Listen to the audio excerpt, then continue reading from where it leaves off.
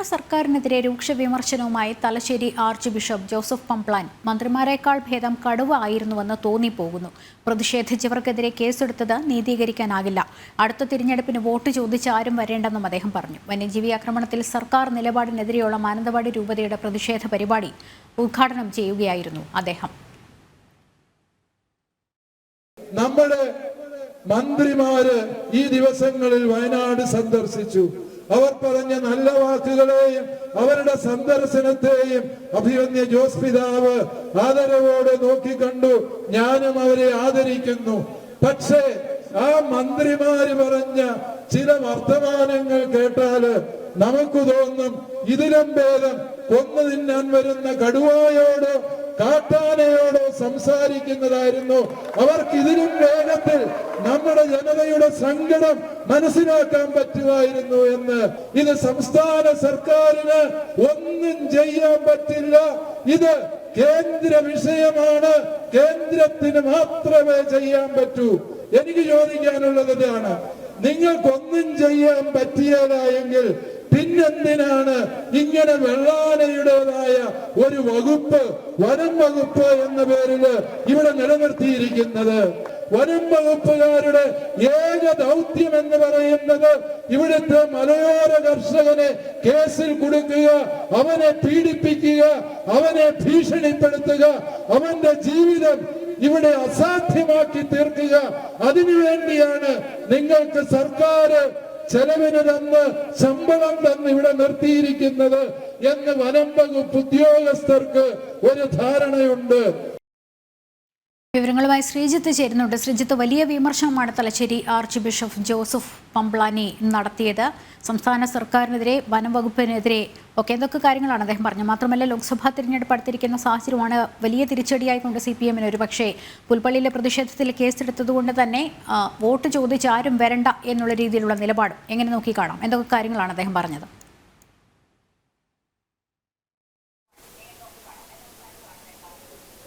തീർച്ചയായും ഈ വയനാട്ടിലെ വന്യജീവി പ്രശ്നവുമായി ബന്ധപ്പെട്ട് നിരന്തരം പ്രതിഷേധമാണ് സഭയുടെ ഭാഗത്തു നിന്നും ഉണ്ടാകുന്നത്. അതിൻ്റെ ഭാഗമായിരുന്നു ഇന്ന് രാവിലെ മുതൽ നടന്ന ഉപവാസ സമരം. ഈ ഉപവാസ സമരത്തിൻ്റെ വൈകുന്നേരത്തെ ഉദ്ഘാടനത്തിലായിരുന്നു ഇത്തരത്തിൽ താമരശ്ശേരിയിൽ നിന്നുള്ള വൈദികരും പങ്കെടുത്തിരുന്നു. അതിൻ്റെ ഭാഗമായി തന്നെയായിരുന്നു തലശ്ശേരി ആർച്ച് ബിഷപ്പ് ജോസഫ് പംപ്ലാൻ ഇത്തരത്തിലുള്ള വലിയ വിമർശനം ഉന്നയിച്ചിരിക്കുന്നത്. പ്രധാനമായി സംസ്ഥാന സർക്കാരിനെതിരെയായിരുന്നു രൂക്ഷമായ വിമർശനമുണ്ടായത്. പ്രധാനപ്പെട്ടത് ഈ 2 ദിവസം മുമ്പ് ഈ മേഖലയിലേക്ക് ഈ മന്ത്രിതല സംഘം കടന്നു വന്നിരുന്നു. അവർക്കെതിരെ വലിയ വിമർശനം ഉന്നയിച്ചിരുന്നു.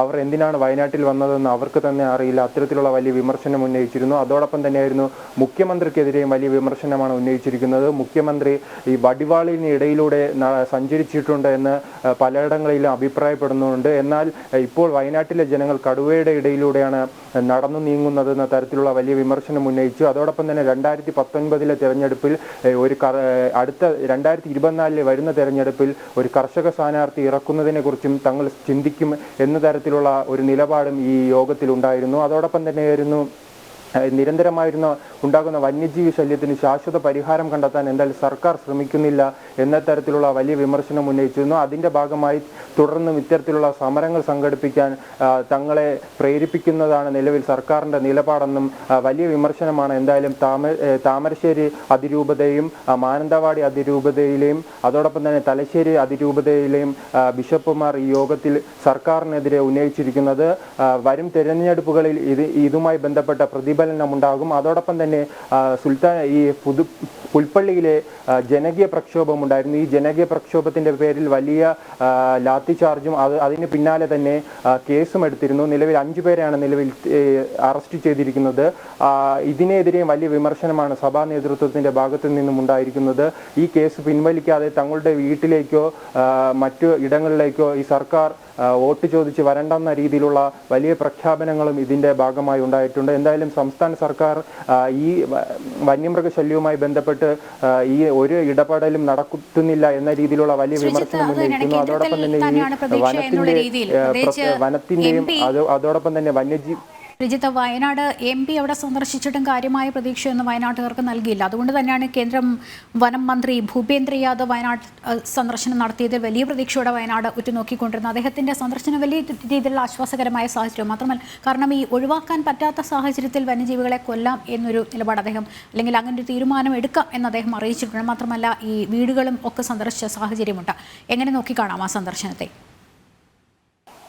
തീർച്ചയായും ഇന്ന് വലിയ പ്രതീക്ഷ നൽകിയായിരുന്നു ഇത്തരത്തിൽ കേന്ദ്ര വനം വകുപ്പ് മന്ത്രി ഭൂപേന്ദ്ര യാദവിന്റെ സന്ദർശനം ഉണ്ടായിരുന്നത്. അതിനെ തുടർന്ന് വലിയ ഉറപ്പുകളാണ് നിലവിൽ വയനാട്ടിലെ ജനങ്ങൾക്ക് നൽകിയിരിക്കുന്നത്. ഇതുമായി ബന്ധപ്പെട്ട് വലിയ ഉന്നതതല ചർച്ചകൾ നടന്നിരുന്നു. ഇതിന്റെ ഭാഗമായി അദ്ദേഹം പറഞ്ഞതിൽ ഏറ്റവും പ്രധാനപ്പെട്ട കാര്യം 2022-23 കാലയളവിൽ നിലവിൽ 15 കോടി രൂപ സർക്കാർ സംസ്ഥാന സർക്കാരിന് കേന്ദ്ര ഗവൺമെന്റിന്റെ ഭാഗത്തു നിന്ന് നൽകിയിട്ടുണ്ട്. അതോടൊപ്പം തന്നെ ഈ സംസ്ഥാന സർക്കാർ നൽകുന്ന 10 ലക്ഷം രൂപ ഈ 15 കോടിയിൽ നിന്നാണ് ഇത്തരത്തിൽ ഈ കൊല്ലപ്പെടുന്നവർക്ക് നൽകുന്നത്, അല്ലാതെ സംസ്ഥാന സർക്കാരിന്റെ ഫണ്ടല്ല. അതോടൊപ്പം തന്നെ ഈ വന്യജീവി ശല്യത്തെക്കുറിച്ച് പഠിക്കാനും സംസ്ഥാനത്തിന്റെ സഹകരണം ഉറപ്പാക്കാനും വേണ്ടി കോയമ്പത്തൂരിൽ നിന്ന് ഒരു പ്രത്യേക സംഘത്തെ തന്നെ നിയോഗിക്കും. സലീം അലി ഇൻസ്റ്റിറ്റ്യൂട്ടിൽ നിന്നായിരിക്കും ഇത്തരത്തിലുള്ള പ്രത്യേക സംഘം വരുന്നത്. അതോടൊപ്പം നമുക്കറിയാം ആനത്താരകളുണ്ട്. ഈ വയനാട്, കർണാടക, തമിഴ്നാട് പ്രദേശങ്ങളുമായി ബന്ധപ്പെട്ട് കിടക്കുന്ന ആനത്താരകളുണ്ട്. അതിനെ കൂട്ടിയോജിപ്പിക്കുകയും അതിനെ രേഖപ്പെടുത്തുന്നതിന് വേണ്ടി പ്രത്യേക സംഘത്തെയും അതിനെക്കുറിച്ച് പഠിക്കുന്നതിന് വേണ്ടി പ്രത്യേക സംഘത്തെ നിയോഗിക്കും. അതോടൊപ്പം തന്നെ പിന്നെ ഇതുമായി ബന്ധപ്പെട്ട് പല പ്രശ്നങ്ങളുമുണ്ട്. തമിഴ്നാട്, കർണാടക, കേരളം വനം വകുപ്പുകൾ ഏകോപനമില്ലായ്മ എന്ന പ്രശ്നം പല രീതിയിലും ഉയർന്നു വന്നിരുന്നു. എന്നാൽ ഇതിനെ ഏകോപിപ്പിക്കാൻ വേണ്ടി കേന്ദ്ര സർക്കാർ തന്നെ ഇനി മുന്നോട്ടിറങ്ങുമെന്ന രീതിയിലും അദ്ദേഹം മാധ്യമങ്ങളോട് ഉൾപ്പെടെ പ്രതികരിച്ചിട്ടുണ്ട്.